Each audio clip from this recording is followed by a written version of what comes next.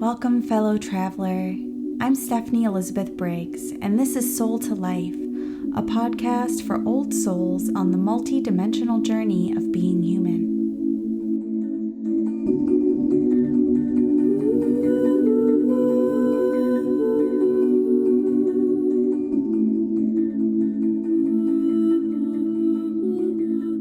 This is episode 6, where I'm getting into the vibes of the new moon in Cancer, and then sharing a bit from my personal journey as a moon in Cancer native.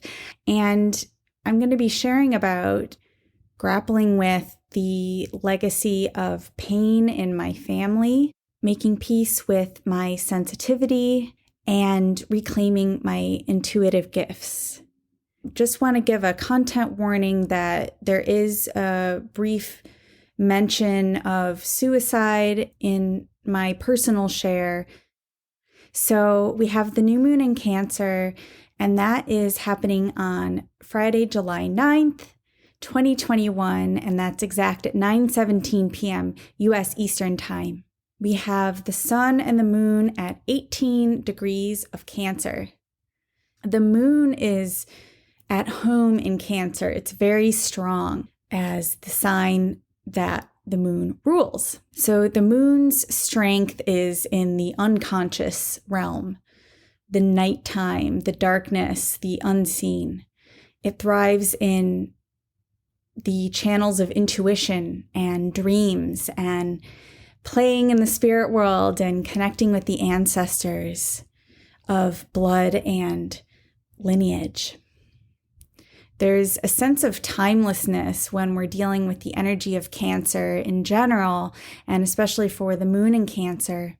The emotional realm, the subtle energetic realm, which is where Cancer operates, is more flexible, where we can travel outside of Earth time.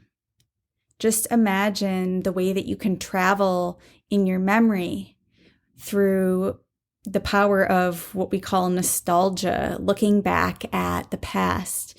And a lot of times this happens through music or through looking at photos or tangible objects like meaningful personal items that people have given us, even smells or tastes like food that we used to eat. All of that can be so rich with meaning from our experience. And then, of course, there's the aspect of trauma, where we may have emotional or nervous system responses or experiences in this moment that are actually rooted in past experiences. So these things can be layered, they're complex and nuanced, and being in this realm of the mystery, we may not get to fully know what it's all about. But in the outer realm, where we have the sun here in Cancer as well, again, we have a focus on these sort of Cancerian concepts of family and food. And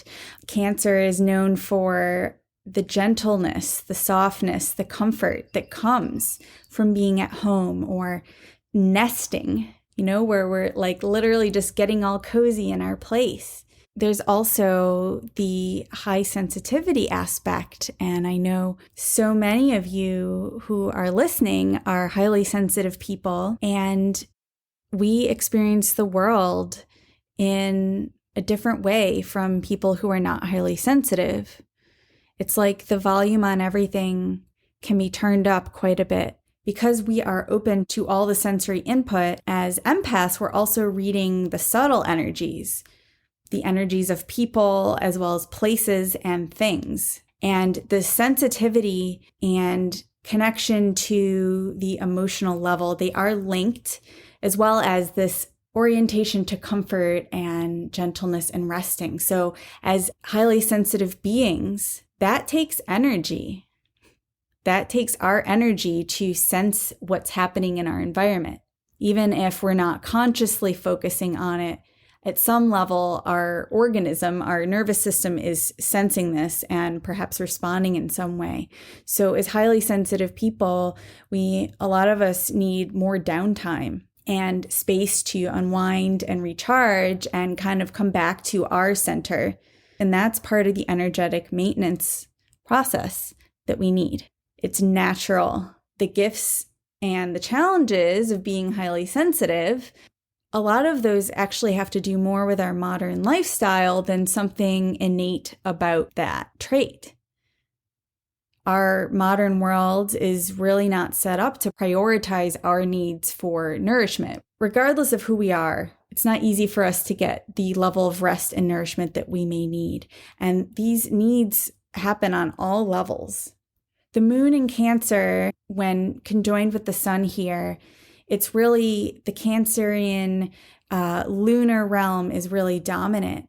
And so we're being invited into the mystery, into the realm of dreams and uncanny synchronicities and messages on the radio and vibing with the unseen. And that's another reason that rest and downtime can be helpful, because if you want to invite in these connections and these perceptions, it helps to make space for those and also to get into a relaxed and receptive state in our bodies and our mind and our emotions. Because this type of work does not respond well to any kind of pressure. Anxiety can get really mixed up with intuition sometimes. That's why I really recommend, if possible, making space to get relaxed. And that's when those insights can often flow the most easily. I do have one resource I want to share that can support you in both just creating space to relax and be present with yourself, and also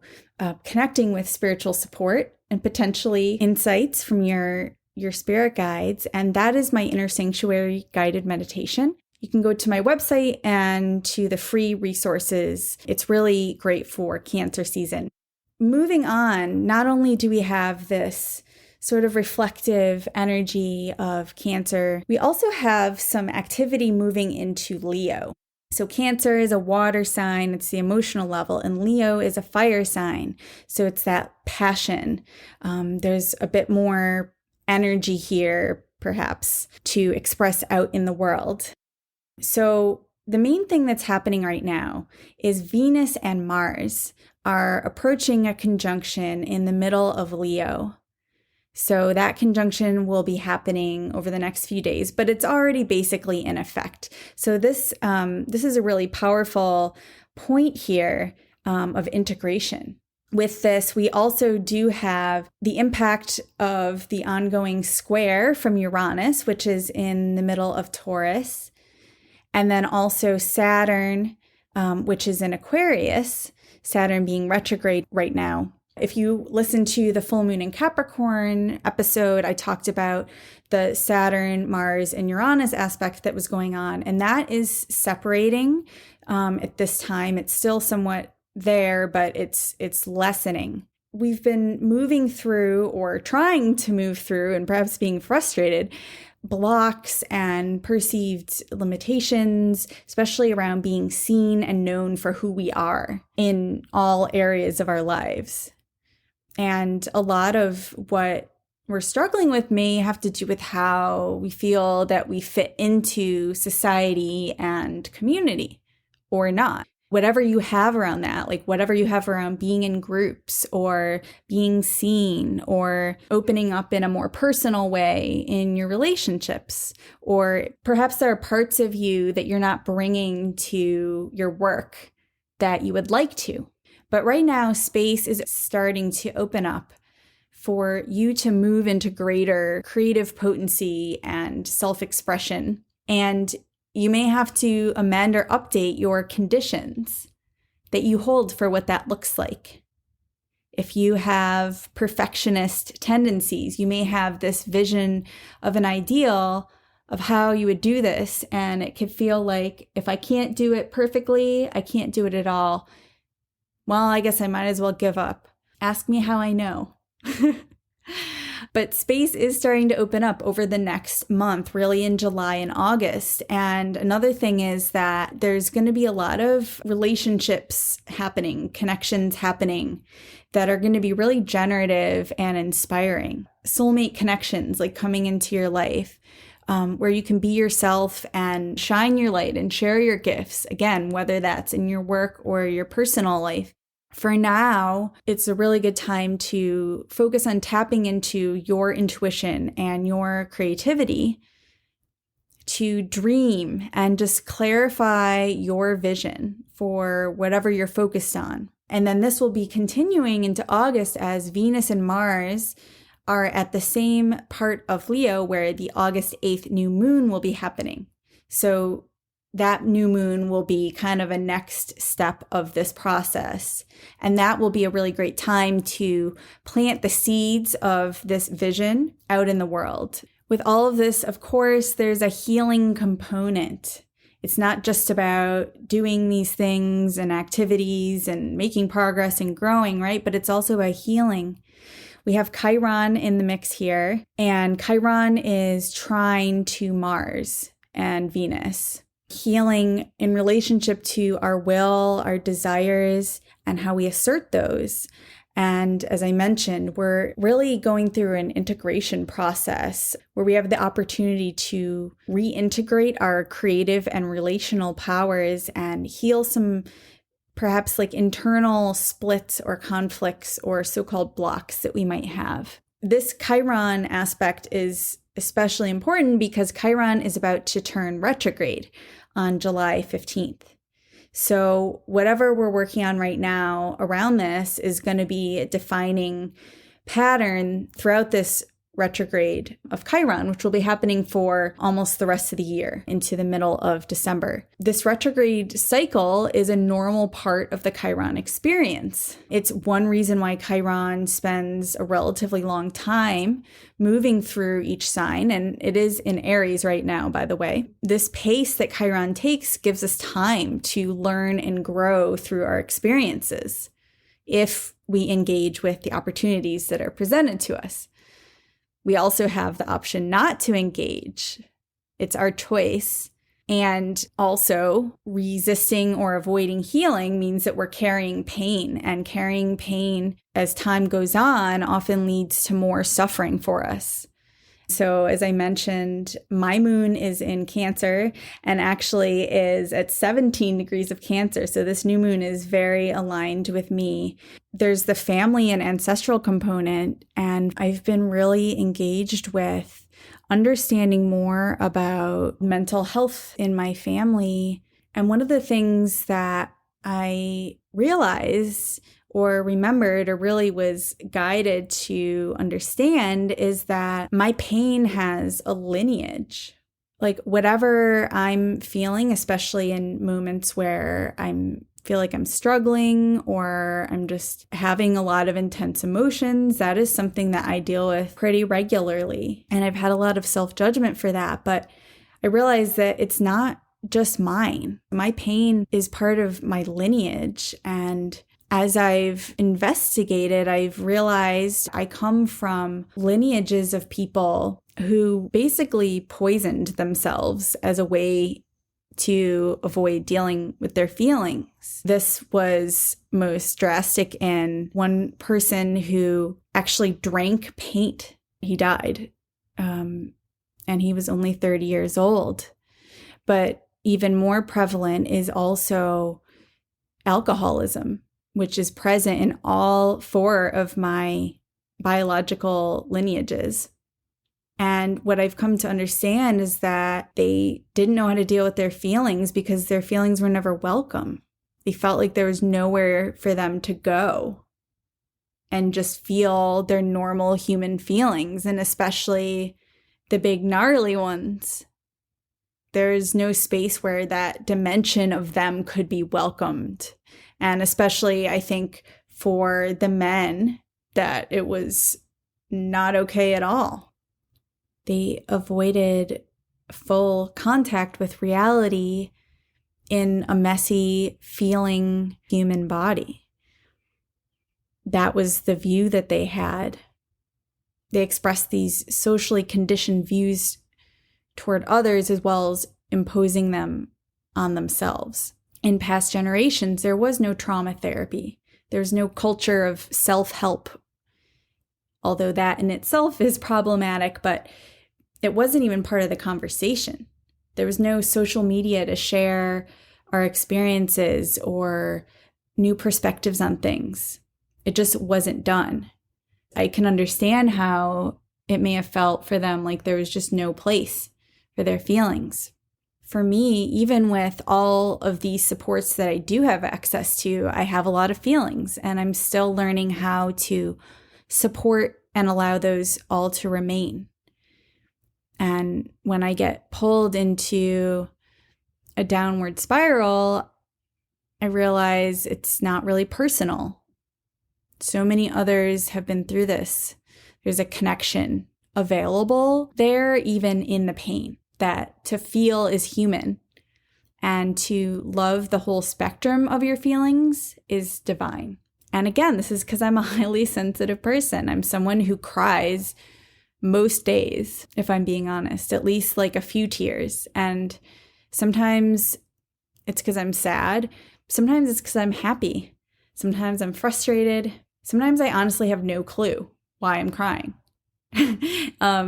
It's such a Cancer stereotype, but maybe it's just an energy release. I have no idea. But I'm working on embracing it more and more as just part of my experience and practicing living by the notion that my tears are not a problem.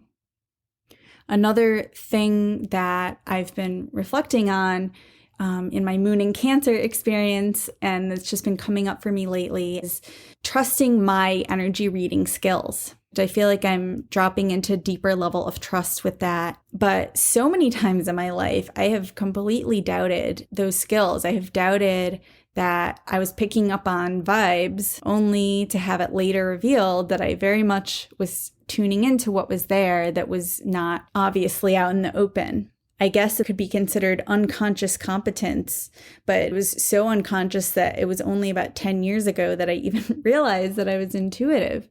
I used to be always really drawn to the occult and the paranormal and witches as a kid, but I never thought of myself as having any kind of like sixth sense or anything like that. And starting in my teens, I got interested in going for psychic readings, and I went to a lot of readings over the years seeking guidance at times in my life. And I just remember such an increasing sense of longing that I had to have access to that for myself, wishing that I had been one of those lucky people who were just born psychic. That's what I thought. And I never imagined that I actually was, and that here I would be in 2021 working as a professional intuitive with clients regularly telling me how strong my intuition is.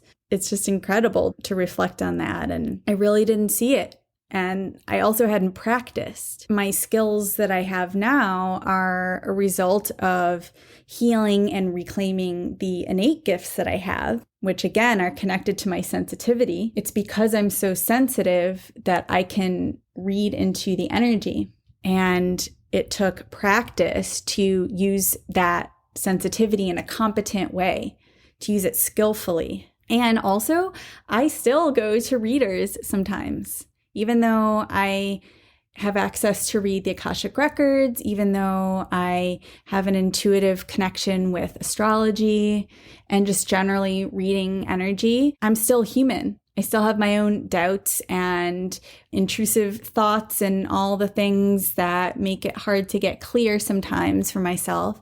And also because I'm human, I'm therefore an imperfect channel for spirit to communicate. And this is something that I also do remind my clients of when I work with them, is that I'm not perfect. And sometimes I may translate poorly what spirit is sharing. I'm not infallible. And so I never want someone to think that their own knowing is somehow less accurate or valuable than what can come through me. Everyone has their own intuitive channel. And especially if you're listening to this, you're probably pretty connected to that. more than just the average person. The other thing is that I go to readings not just for access to messages, but also for the support of that and just having space for someone else to hold my process or my situation for a bit. And it's a space to work on and explore, because this work is all about remembering and reclaiming who we are. And your world is nothing without you.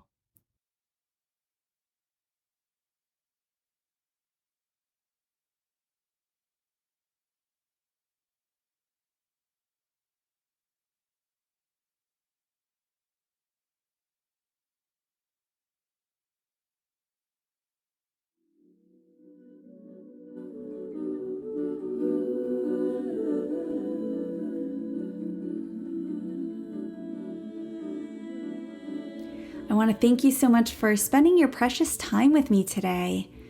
You can find the full show notes and an archive of past episodes at soultolifepodcast.com. If you'd like to learn more about me and my work, you can go to my website at heartblossom.life.